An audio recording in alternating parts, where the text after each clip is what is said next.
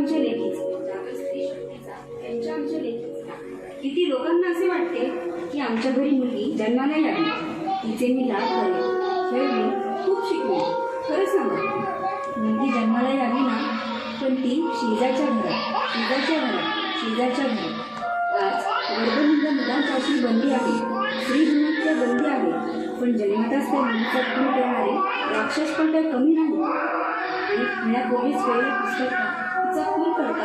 आई आई रस्त्याने एखादी सुंदर तरुणी चालली की कोणी म्हणतं काय माल आहे, कोण म्हणतं काय पीस आहे, काय आयटम आहे, काय वस्तू आहे. मग शिट्ट्या काय मारता, हसता काय, एवढ्यावरच थांबलेत तर बरे, नाहीतर एकांताचा फायदा घेऊन तिच्यावर अमानुष छळ करून, अतिप्रसंग करून, वासनांध होऊन तिच्यावर सामूहिक बलात्कार करता. हीच का तुमची मर्दांगी? ती कोणाची तरी बहीण आहे, आई आहे म्हणे कधी कळणार तुम्हाला? 4 चौघांच्या साक्षीने खाटात लग्न झाले, अग्निदेवाच्या साक्षीने सप्तपदी फिरले, आयुष्यभराचा जीवनाचा जोडीदार निवडला, सुखी संसाराची स्वप्नेही रंगवली. पण धनसंपत्तीच्या अभिलाषेत माहेरून आई बाबांकडून हुंडा पाहिजे अशी बापदरकाळी पडणारा नवरा जेव्हा राक्षस होतो ना, तेव्हा मी मरणाच्या दारात असते. त्याहून पुढे जगाला सांगत असते, मला मारू नका, मला मारू नका, पण माझा जातो तो हुंडावर. आई आई स्त्री म्हणजे उपभोगाची वस्तू वाटते ना तुम्हाला?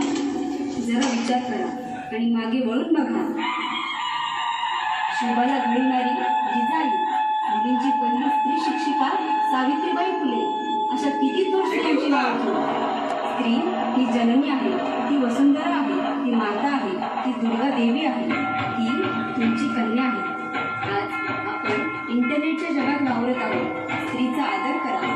तुमची लेक, तुमची बहीण कुठेही कमी पडणार नाही. बेटी बचाव बेटी पढाओ, बेटी बचाव बेटी पढाओ. आजची स्त्री कुठे कमी पडणार नाही. मुलांच्या इतक्याच त्याही प्रत्येक क्षेत्रात नाव मिळवत आहेत. म्हणूनच स्त्रीचा आदर करा, तिचे रक्षण करा, समाजामध्ये सन्मानपूर्वक वागणूक द्या. धन्यवाद.